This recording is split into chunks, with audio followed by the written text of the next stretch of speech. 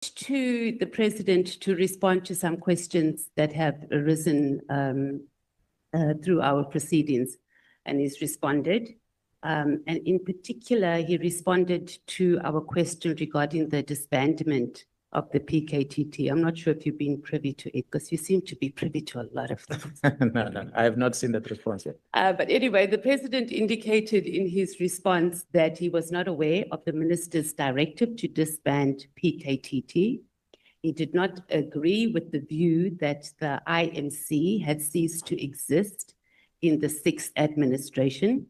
And President Ramaphosa further stated that the Minister was unaware of, or was aware rather, of this position, and he did not support the conclusion, the conclusion that the PKTT was operating unlawfully.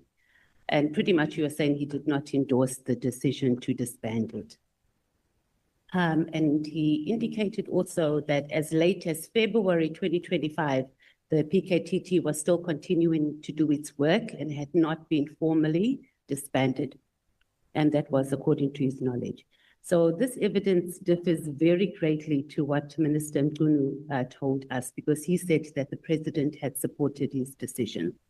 So I'm going to give you an opportunity to respond to that. But not too long, please. Okay, Honorable Chair and members, I can still repeat. The Minister Mkhwanazi was influenced to write that letter by bad people. He must admit. If he doesn't admit before South Africans, he must admit at least to his boss. He was influenced. That which he presented here was trying to justify the actions, but he was influenced.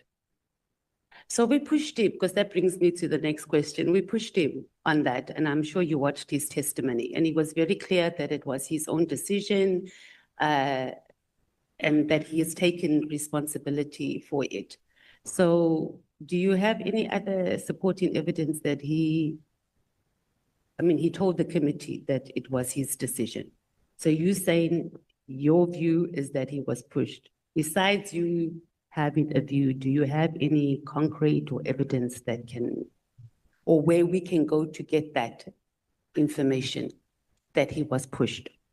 Well, when you assess the relationship that he has built with these people and the meetings that he's held, General Mkhwanazi at one stage, she writes about how the minister was talking about the border issues and transferring of functions to the PMA. This is Mkhwanazi saying that. I was not in those meetings. So, but when you assess all these activities that were happening, then you cannot help but to reach a conclusion that these three things listed in the letter were not coincidental. They were strategically decided upon on the 31st of December, when the National Commission is on leave, that it must be commissioned like that. The very biggest one for me is that now this thing has come out. Now there's search and seizure of these equipment, these gadgets that they used. Then the minister does not avail himself. The team was sitting at his property at Matlambandov. The team told me that we know he's inside here. Can we jump and go in or break this case? I said, leave him. There's no need for you to break in and go and do anything, because you're going to cause a problem. Eventually later, he brought these gadgets. But guess what? They are wiped off. And the team had to then go deeper to to retrieve this that has been deleted. They uncovered these things that were deleted. So you then ask yourself a question, but why would a minister wipe off information from a state property? What is there to hide? So it is those things, and one of the things he said there, that it was Vusi Pikoli that he communicated with. And we are not seeing to date any communication between him and Vusi Pikoli on the day. What we have is between him and the Chief of Staff, on record from the downloads that were retrieved. So again, it's the work study documents, the cost factor has been disputed, but the CFO and the investigating work study officers were not invited here, but National Commission says it was written to him, this work study, not to the minister.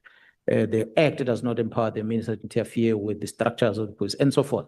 So there's so many things been presented here before this ad hoc committee that proves that minister's reasoning that he put in, it was after he's taken a decision, trying to justify. One of them was the president. President has distanced himself. So we can't help but conclude. For me, where I'm sitting, He might have been part of the squad that was doing bad, but I still strongly believe, I give him the benefit of doubt, that the minister was influenced.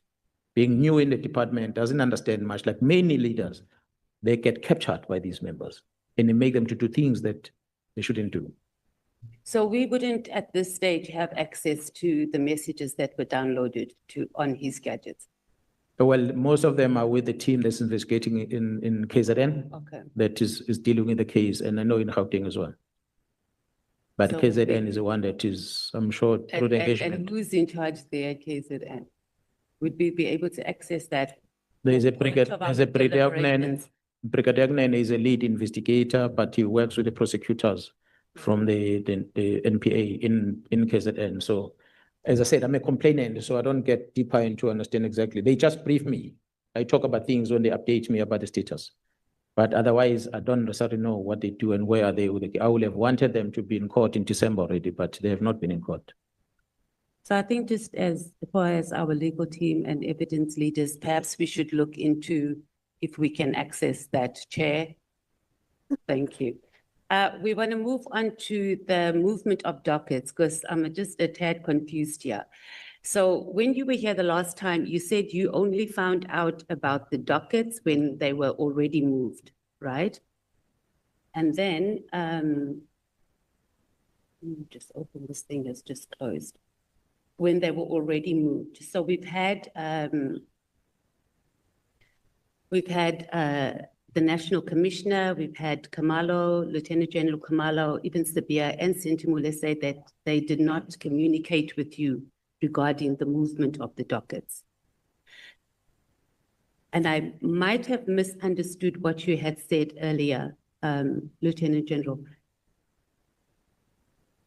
Did you know about the move that the dockets were gone, or you only knew they were gone after they had already left?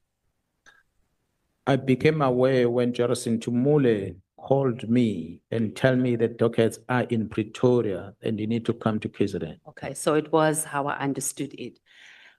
We still don't have an explanation, and none of them could give us an explanation, and including you. Why would your team not tell you that they were moving the dockets, including Kamalo? General Kamalo. I said before, and I'm saying again, I was upset with him because the team was reporting to him on that chain of command. So the team was not talking to me directly on day-to-day. They'll talk via him to come to me, updates and everything. When I want to engage with the team, I go via him. So when he felt this pressure in the head office, I think he felt that it might as well just comply with this thing now, Sentumul and them are involved. And he forgot, he omitted to talk to me about it. So when I became aware, I told him to give me a statement to explain that. And he knows that I was very upset with him, what he did. So even none of the members in your team knew that the files, or rather the dockets were going, even to just even send you a message to say, hey, Chief, they're coming to take these dockets? Well, we have not built that relationship of the members that are going to bypass the command structure and talk to someone else. So they discipline like that? Yeah, well, that's why they've been successful in what they're doing, because they follow the protocols that we've established. So, and we try to support them as much as we can. But they are free to talk about grievances that they have, but on work-related matters, even if they need resources. That's why at one stage I took vehicles that were reserved for the king. Because they did not have cars, I took those cars that were parked and gave it to them to work with. Just to touch on just quickly, because this is based on your first testimony and what we've heard later on from other testimonies. So you know that both Honorable Collard Barnard and Honorable Adams have been witnesses here.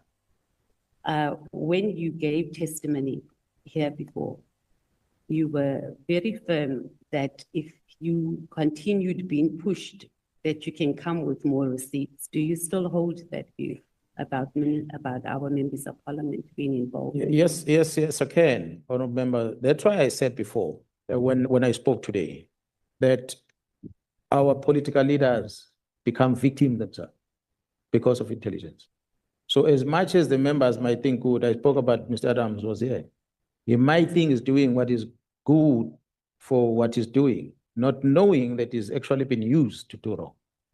So the evidence then is left behind that, okay, this one did this one did that. That's why I cited some examples about Mr. Adams, how he ended up at the prison in Devon, police officers that were part of it, the blue light motorcades and so. It's evidence that we did not present before the ad hoc committee, which we can present if we are pushed to do that. So do you maintain that both the members of parliament that we had as witnesses, they were just being used unknowingly and they were not deliberately part of any sinister activities? I like to, all the ones that we mentioned, Mr. Adams, Ms. Cora Barnett, and everyone else, they receive information from intelligence that tells them about things. And then they take a responsibility of acting on it without realizing what is the ultimate motive. That's why I said earlier, a member is released by court with a bail condition that says go back to work. But the members of crime intelligence calls the honorable member and say, these members are not supposed to be here. What happens after that? The honorable member writes, she takes a pause of saying that National Commission, that means is violating the law. When the response comes, she only learned later, that time, that, oh, these members were wrong. But it's after the fact. At that time, when she made that noise, guess what happened? The National Commission removed the general from crime intelligence at that time because of that noise. He removed that person and said, okay, go and sit somewhere else until the dust settles before we bring it back. Well, some of the things that the members are going to talk about are legit. They are wrong things we're doing. Well, let me give a classic example against about the same general we're talking about. He was arrested twice for different cases. The latter one was with the crime intelligence team about the appointment. But the first one, he was alone on some questionable behavior that he had. But when the members are making noise about that, I cannot say they are wrong because it must be answers. I also had question marks about it. I said, how do you interact like this that leads into such thing? But such must be separated. You understand? You mustn't say because this one is wrong here, it means it's wrong everywhere. So it is that which members get caught. They get caught into such things. Surely, Mr. Adams, I don't think he even knew where the offices of the Inspector General of Intelligence is situated. So I don't think he knows where Orlando is. If it was not the members that drove him to get there. but you maintain that they're not intentionally involved. They've just been used. So what I'm trying to say is that they get information and they act on it. So it's not that they're involved in setting up. No, not in the planning. Yes. Yeah, Okay. they become That's what I enablers. want to know. Okay. Yeah, it's the same approach as said about the minister. All They right. become enablers of the people who are doing wrong That's by good. using Okay. them. Okay. So they're not involved in the planning of whatever is going on. I don't behind the believe, we don't have evidence to don't think, prove that okay. they're part of the planning All to right. some degree. So that clarifies a lot.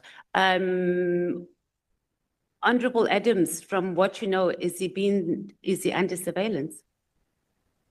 I'm not at crime intelligence, so I'd rather not talk about. But you know things. Yes, I do, but I can't talk about the you can't operations tell of us. intelligence. And then you said he got blue lights. Who from who? I think there was an abuse of resources at the time by the member, which was facilitated by a police officer for that matter, for him to land in Devon. Who was the police officer? Do you know? A cousin of Robert McBride, who is a police officer in KZN, who arranged with Mr. McBride to be picked up by Metro Police from the airport and driven on blue light. Metro Police. And driven on blue light into the prison. And he arrives there, he signed as a member of parliament. The prison believes that he's on an official duties and he leaves with blue lights back again to the airport. So how can we get confirmation about this besides you telling us this? I have it in black and white. I have statements, I have entry into the prison, I have statements of the members that drove him. Okay, we know that he went there because that's not disputed. I'm talking about the blue lights. There's statements on that already. Sworn There's statements. a criminal case open against Mr. Adams. Because honorable chair members, and again, what became known, what made Merity House and many people start making noise, including Honorable Adams, about PKTT and the case of Sindiso Magado. The obsession with General Kumalo and wanting to manipulate that everything is about General Kumalo that blinded them. Khumalo arrested the criminals that killed Makata, that planned and organized and killed Makata. He arrested them. Khumalo discovered that the resources that were used came from crime intelligence. A parallel investigation is running for that purpose. But Khumalo is blamed for the death of Makata. So because their members are trying to drive a different narrative. So, and then the member of parliament, Mr. Adams, doesn't pause to analyze this. Had he done that, he was going to get the facts and be able to realize that I'm now interfering with the police operation by going to this criminal that is convicted and getting some statements and trying to paint a different picture. So these are just but one example of many of those instances. So just on the blue lights again, you said that you've got a sworn statement. That's correct. So is there anything else? Because Lieutenant General, the number of sworn statements we have here with one person saying the sky was blue on Sunday and another one saying it was orange on Sunday at 12 o'clock, it's going to blow our heads off when we go into deliberations. So is there anything else that we can access or you have access to? Well, these statements I'm talking about are part of the criminal investigation. So I won't be able to bring it here. They're in a docket, but I was briefed about it.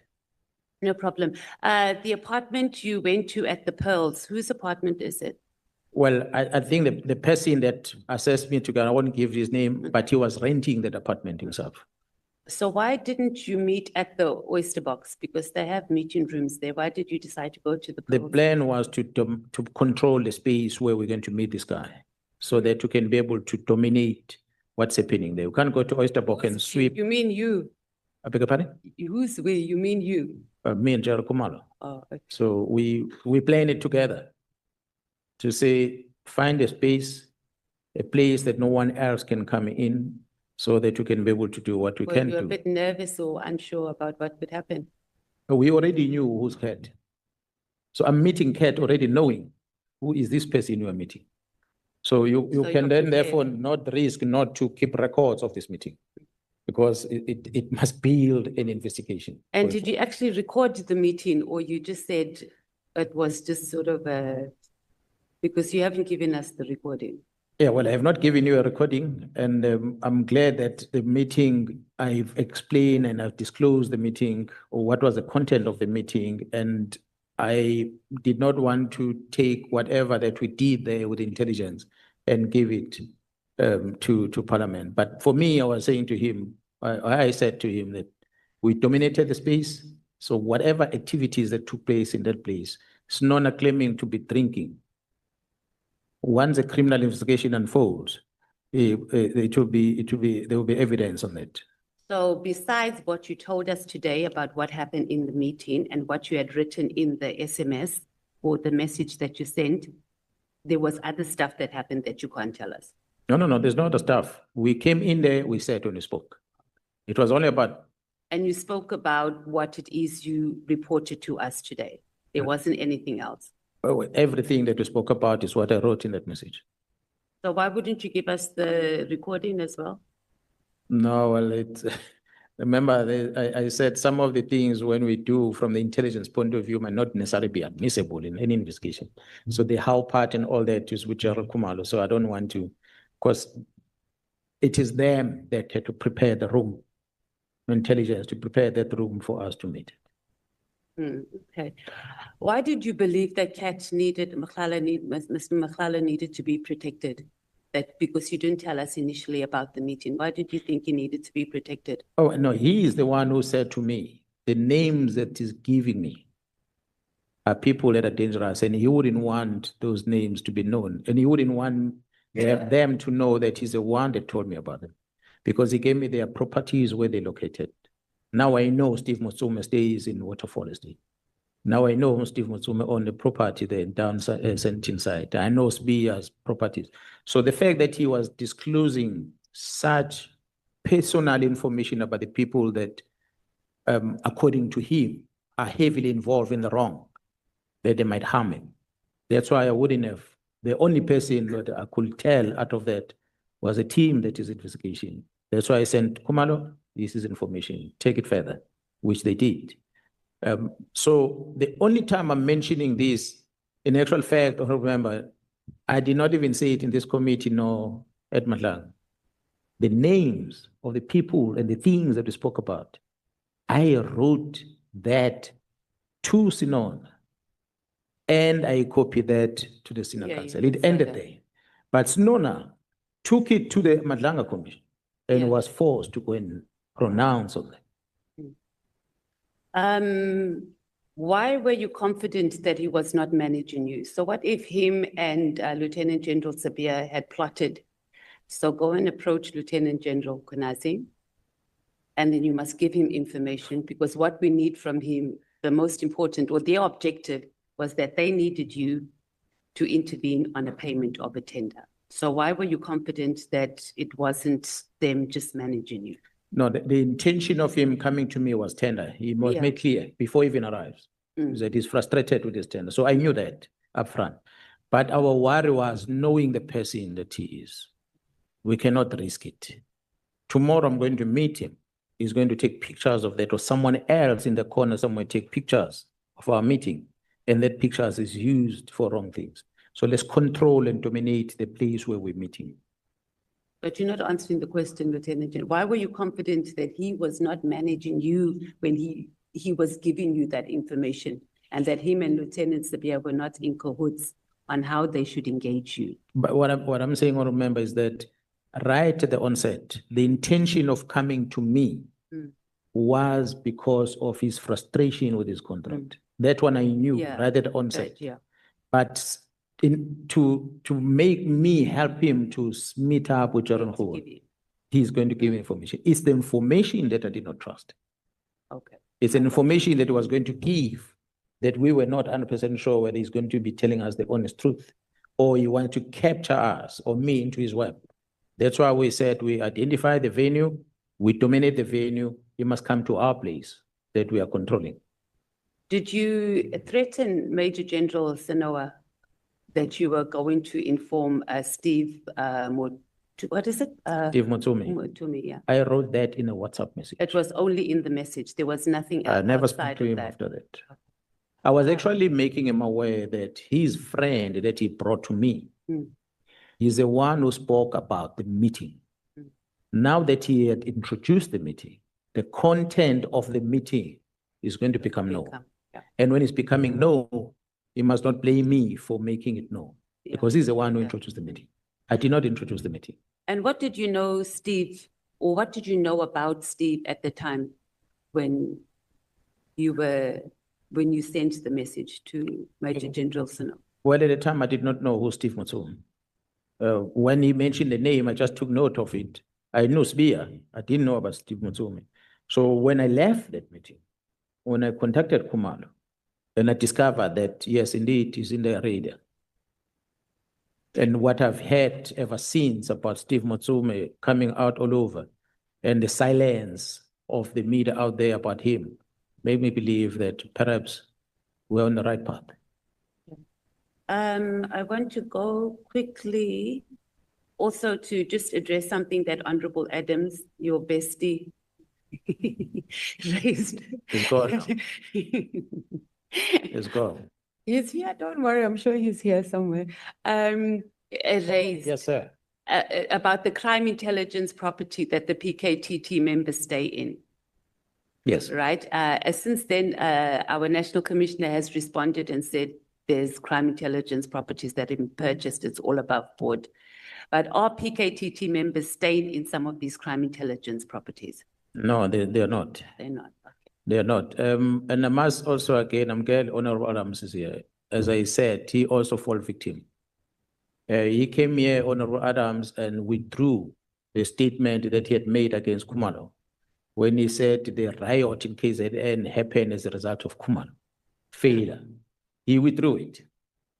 After withdrawing it, when he came here again on Tuesday, he withdrew that withdrawal. He said, no, it was Khumalo. I want to invite all the members to take the Human Rights Commission report. That's my question. I want to invite all of you to go and check at the PKTT deployment, the call-up instruction, the paperwork, who was deployed, where were they deployed, where did they stay, so they can see where was Khumalo when the riot happened. That whole period, I said to you, General Chika was the one that was my assistant, was heading intelligence. He retired last year. So he was in charge of intelligence, was a major general. Khumalo only arrived at Crime Intelligence in 2022. So again, information that was fair to the honorable member, which he came here and he presented his facts. Oyster Box, honorable member, it's a very luxurious hotel in Durban. I go there. Very luxury hotel in Durban and very expensive. It's only lunch, guys. There's no way that the police officers can stay there. If you want to prove that, go to Oyster Box and ask them. I don't sleep there. Go to Oyster Box and ask them to give you a record. That's a simple thing. Alternatively, the CFO was before this committee. Ask the CFO in black and white to give you entire cost of the PKTT from the first day to the last day. Cost for laundry, cost for accommodation, cost for the SNTs, cost for overtime. Okay. It's in black and white. It's accounted for. Yeah, we do have. So to simple throw a Beverly Hill, not Beverly Hill, to throw Oyster Box as if, no, it's not wrong. But what I must qualify then on this one, honorable chair members, is that the CFO is going to cap the money and say you can only sleep at the 800 rand property. When the members are working, they are going to go negotiate sometimes with the service provider and say, you are costing 1,000 rand a night. We're going to pay 800, that's our limit. But we're going to stay here for a month. And with that deal, the owner of the property will say, no, I take that because it's a long stay, guaranteed income. It's fine, we can stay on this discount. So there are properties that members might be staying in. Maybe when you do a research on Google, you might find that the price is beyond 800. But go and check at the expenditure that the state paid for the property is as per the approval of the funds. So there's no difference. If Oyster Box had, which I know they didn't, if they had afforded members to stay there and gave them that discount to let them pay it 800 rand, there was not going to be anything wrong with it because the money for accommodation would have been kept regardless of the place we stay. So it is that which we must always be careful about because members will feed us wrong information. Just to come, you mentioned the Human Rights Commission report. So when you were here, you indicated that Becky Cele, the then minister, asked you not to contest the report because they had some adverse findings about you, the Human Rights Commission report. Me? You regret not doing it, yeah. No. July unrest. No, the minister never asked me that. And we never discussed anything about contesting it. Not me, maybe the National Commission, not me. He has never spoken to me. They interviewed us and they produced the report. I was there, the human rights. Okay, then maybe I must go back to your testimony the last time. From what I remembered, you spoke quite at length on the report, that there was a meeting, the national team that was set up in KZN, that you had suggested that there must be a shutdown of social media. They didn't do it. So you were quite unhappy about the Human Rights Commission report and some of the findings they made into you. And then you explained that your wife had just given birth and, you had to deal with some of those issues. Okay, we'll park that for now. Because we'll just need to look into it and maybe the evidence leaders can just do that. But I was under the impression that former Minister Cele had asked you to just let the report go because you were not happy. Honorable members, can I beg with the chairperson to please allow you this minute that I'm going to take from you because I feel this one must talk about when Honorable Adams is here. The issue of that unrest that involves my child.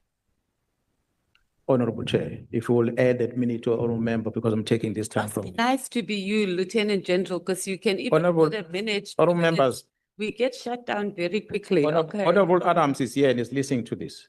What pains me is to see a leader of society and coming here and talk bad about what happened in July. And I was there on the ground. I faced the fire. That X5 I talked about earlier that I had bought in Pretoria. I drove that car alone in the car because I was isolating because General Mkhwanazi had died and people that were General Mkhwanazi were with us in the operation. So I had to isolate. In that isolation, I had to go and see the operations. I got into my own car. I drove through Phoenix with my handgun hoping that someone will attack me and I was going to fight with that end guy. If I die, I die. Because I wanted to see these attacks and these murders that were happening in Phoenix with my own eyes, with no escort. I drove that night. That's a sacrifice that I made. The riot starts and the riot ends, Mr. Adams. The ministers, they come down to KZN after the riots. After the riots, they visit KZN. Why do they visit? It's because their boss, which is the president of the republic, is coming to visit the following day to assess the damage. So when ministers arrive late at the airport and they drive and they see what is happening around and we brief them, the following day the president lands. I'm the one who's doing the briefing. The following day the president lands. That time we're busy with the mop-up operation. We are cleaning now. The dust is settled. We are cleaning. The president arrives. I'm the one that takes the president around all these sites in KZN. In Durban. Me, this one. The president is satisfied and he hears the plan of how we're going to deal with this and investigation and so forth. He gets on the aeroplane, he flies out. 2 days later, we are busy with cleanup investigation. There's no riot at all. I then get into the car. I drive with that X5 to Pretoria. And arrive in Pretoria, the following day, my wife gives birth, cesarean section. And she stays in a hospital, Mr. Adams, and she gets out the following day with the stitches in the stomach. I put her in that X5, Mr. Adams. I drive with her and that toddler, 1-year-old, for 1,000 kilometers, Mr. Adams. And I leave her with a family. I go to the airplane, I fly back to Durban. I'm not there with a child. I left them like, that's a sacrifice that I don't think anyone will ever make. That's what I contributed in this July unrest. To come here and make it look like I neglected the duty, I prioritized the child over the safety of the citizens. You were not there, sir. I was here. So it is that I want to address because it's a very sensitive thing to me, personally. So if I can do that and someone who's a leader of society doesn't appreciate, I take an offense on it. The facts are there. Timelines of the violence are there. We are not in a business of thumb-sucking dates. We must say the riots happened on this day, it ended on this day. This day what happened, and that day what happened, and that day what happened. So when I go, it's because there's no more violence. So for him to say, I neglect the job, it's the same with the former Speaker of this Parliament, who herself said that. She was sitting, Mr. Adams, she's the one who was sitting at Oyster Box, claiming to be running operation, a mop-up operation, sitting at Oyster Box. That's the Minister of Defense who was sitting there. So when I present these things, it sounded as if I'm arrogant before the Human Rights Commission, but I was giving the facts. I was telling the minister that the soldiers don't have equipment to do the work. You're calling them to come to Cape Town. I don't know what they're using to work in Cape Town because they don't have tents to sleep on. Thank you, Chair. Thank you, Lieutenant General. I think you and Honorable Adams must have a moment. Now at the room, one of us will come out. No. Give us a room. One of us will come. Lieutenant General, you can't say that. That's like a threat. Say again? Point of order. Can't do that. General Mkhwanazi is threatening a member of parliament. Please. Yeah. Yes. No, I wanted to tell the honorable member that her time has ended. But the general did not tell who is going to come out. He said, one of us is going to come out. He did not tell which one. Honorable Chair, I begged for a minute for the old member because I took that time to air my unhappiness about Mr. Adams. Can you please? Yeah, No, she knows I'm forever benevolent. When we started, we agreed that today members will, upon the expiry of their time, they will not speak for more than 15 minutes. Okay, now I don't, So she can still engage with you until 20 past. I don't think it's going to go that far. I just wanted us to go to the issue of the kidnapping case. You said there was a private investigator. Do you have know the name of the private investigator that's linked to Sabia and Khan? I'll get you, honorable member. I don't have his details here, but I'm going to get the team to send it to me. Okay, thank you. And then I also just wasn't clear, and I might have missed it. You said that the investigation was messed up, and that's why the charges were withdrawn or the case was closed. So on which side? Was it the prosecutors or was it the investigators in SAPS that messed up the case? I didn't understand what you were saying. And I think you also mentioned that there were some processes that were being taken against those who messed up the case. Yeah, well, I said earlier, honorable member, that investigations are run by DPCI. So I was not privy to the docket, the details of it. But what I know is that the DPP in KZN wrote and they nullified to prosecute. From what I gather is that the nullification of prosecution is not because the crime was not committed, but the nullification of the investigation is the method that were used in the investigation. For one of the things that I hear that might have been an issue is that this Mlotshwa, who had ran allegedly with a suspect to Mozambique, how he was brought back in. Yes, on paper, Home Affairs and everything, temporary passport to come in. However, the team was waiting for him at the border. So when he landed, they took him. So which means it was a way of bringing him in, but without using their courts processes in Mozambique. I suspect it's things like those that were technicalities that led into a withdrawal case. Not to say the crime was not committed, not to say those people that were arrested were not good, correct suspects that should have been arrested.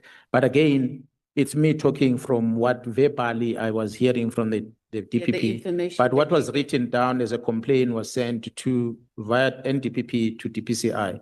And I'm told there's a disciplinary case that is running currently against those members that were involved in that investigation. Okay, that's what I just wanted clarity on. So as a committee chair, if we can write both to the DPP and also to the, the DPCI to ask and give us details. The evidence leaders are not even listening. Our legal team is on the phone. So we can just write and get information and clarity about the case, because the testimony we had here was quite long and detailed. So it's going to help us in our deliberations. Lieutenant General Sentamule. So her CV that she presented to the committee was very impressive, Lieutenant General. And personally, I was very impressed. I think I even got teary at some point.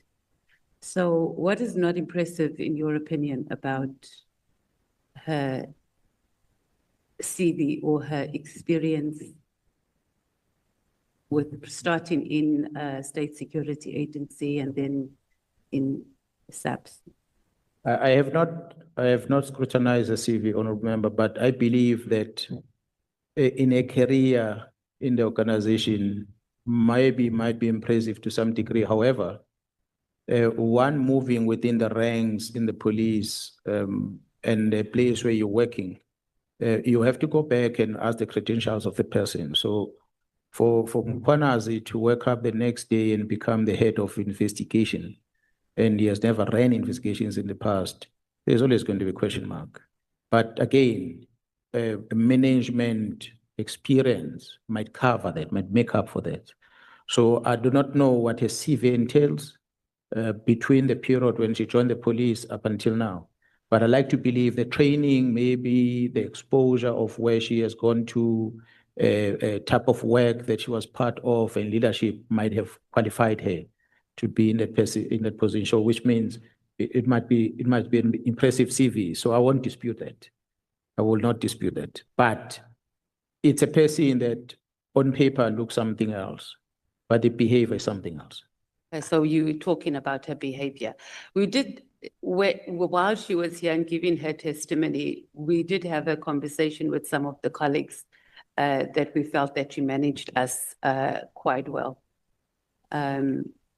And she pretty much agreed. So she was not defensive about anything. She pretty much agreed with issues that we raised, particularly that she failed in her responsibilities for not being able. How do you not know who Kat Mkhwanazi is and you, the deputy, deputy commissioner, etc. But she just kept saying she should know better. But having said that, you saying that the way she carried herself or her performance in her job, you removed her or you transferred her when you were acting national commissioner out of crime intelligence. Why? I've said it before, the abuse of the secret funders account and the resources of crime intelligence for personal use. So so she was just transferred. Was there any DC processes or anything that you investigated? Investigation were being conducted.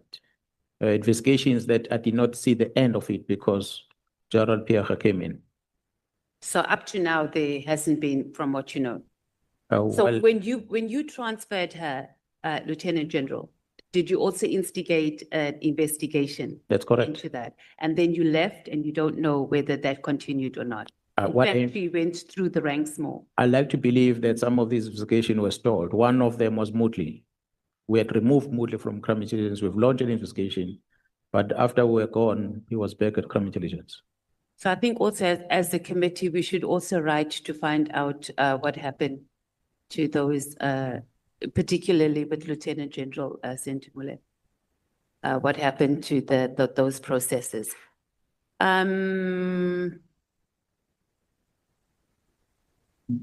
We'll be about to wrap up. Just about the criminal case that you said that you opened based on the affidavit that you received from the National Commissioner, and the main charge was defeating the ends of